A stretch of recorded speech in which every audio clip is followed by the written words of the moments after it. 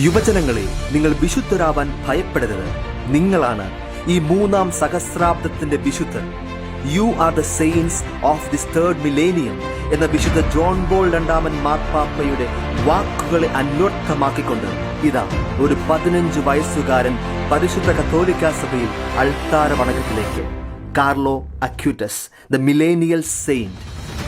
യുവജനങ്ങളെ, നിങ്ങൾ അന്വേഷിക്കുന്ന യഥാർത്ഥ സ്നേഹത്തിന്റെ പേരാണ് ക്രിസ്തു എന്ന ബെനഡിക്ട് 16 മാർപ്പാപ്പയുടെ വാക്കുകൾ ഹൃദയത്തിൽ പേറിക്കൊണ്ട് ഓരോ ശ്വാസത്തിലും മറ്റെന്തിനേക്കാളും മറ്റാരേക്കാളും ഈശോയെ സ്നേഹിച്ച ഒരു കൗമാരക്കാരൻ ഇതാ വിശുദ്ധ പദവിയിലേക്ക്.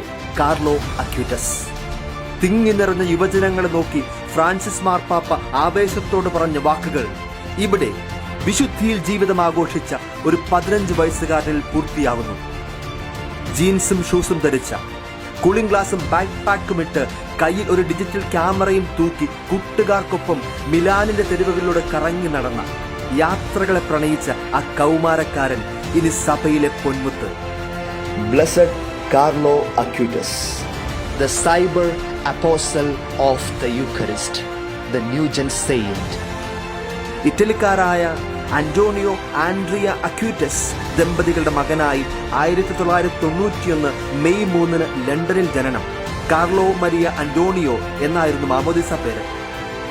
ബാല്യകൗമാരങ്ങൾ ഇറ്റലിയിലെ മിലാനിൽ. 3-4 വയസ്സിനുള്ളിൽ തന്നെ ദൈവിക കാര്യങ്ങളിൽ വളരെ പ്രകടമായ താല്പര്യം കുഞ്ഞു കാർലോ കാണിച്ചു. 7-ാം വയസ്സിൽ ആദ്യ കുർബാന സ്വീകരിച്ചതായിരുന്നു തന്റെ ജീവിതത്തിലെ ഏറ്റവും പ്രധാന സംഭവമെന്ന് കാർലോ കൂടെ പറയുമായിരുന്നു. Eucharist is my highway to heaven. The more I receive Holy Communion, the more I become like Jesus.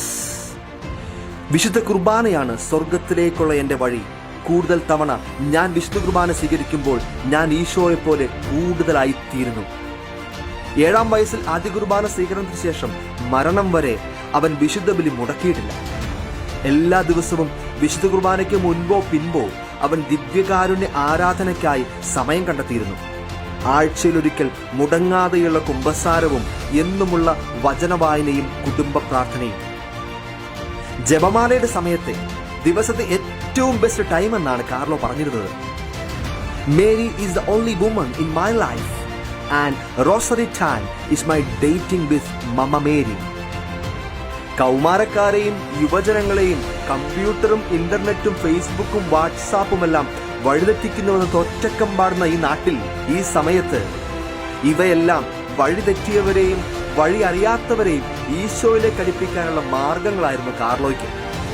തന്റെ 11-ാമത്തെ വയസ്സിൽ ലോകമാസകലം മുഴുവൻ നടന്ന സകല ദിവ്യകാരുണ്യ അത്ഭുതങ്ങളും കോർത്തൊരുക്കി ഒരു വെബ്സൈറ്റ് നിർമ്മിച്ച് അവൻ കത്തോലിക്ക സഭയ്ക്ക് സമ്മാനമായി നൽകി.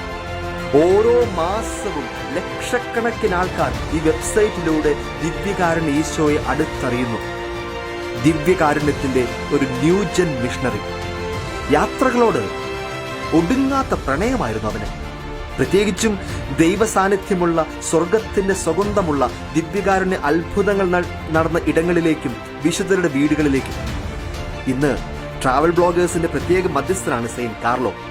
വെറും 15-ാമത്തെ വയസ്സിൽ ലുക്കേമിയ പിടിച്ച് നിരവധി സഹനങ്ങളിലൂടെ കടന്നുപോയപ്പോൾ അവൻ ഇങ്ങനെ പറഞ്ഞു: എന്റെ ചെറുതും വലുതുമായ എല്ലാ സഹനങ്ങളും മാർപ്പാപ്പയ്ക്കും തിരുസഭയ്ക്കും വേണ്ടി ഞാൻ കാഴ്ചവെക്കുന്നു. കാർലോ തന്റെ മരണത്തിന്റെ 2 മാസം മുമ്പ് തന്റെ മരണത്തെപ്പറ്റി മുൻകൂട്ടി പ്രവചിച്ച് ഒരു വീഡിയോ റെക്കോർഡ് ചെയ്ത് അവന്റെ തന്നെ കമ്പ്യൂട്ടർ സൂക്ഷിച്ചിരുന്നു. അവൻ പറഞ്ഞ ഓരോ മരണമൊഴികളും ഓരോ വിശ്വാസിയുടെയും, പ്രത്യേകിച്ച് ഓരോ കൗമാരക്കാരന്റെയും യുവജനത്തിന്റെയും ഹൃദയത്തിൽ ഇടുത്തി പോലെ പെയ്തിറങ്ങട്ടെ.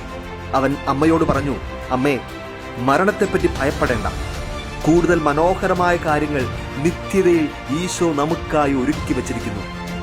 I am happy to die because I never wasted a minute in my life by doing anything that is not pleasing God. ഒരു 15 വയസ്സുകാരന്റെ നിത്യതയെപ്പറ്റിയുള്ള ഉറപ്പും സ്വർഗത്തെപ്പറ്റിയുള്ള സ്വപ്നവും എത്ര അഗാധം.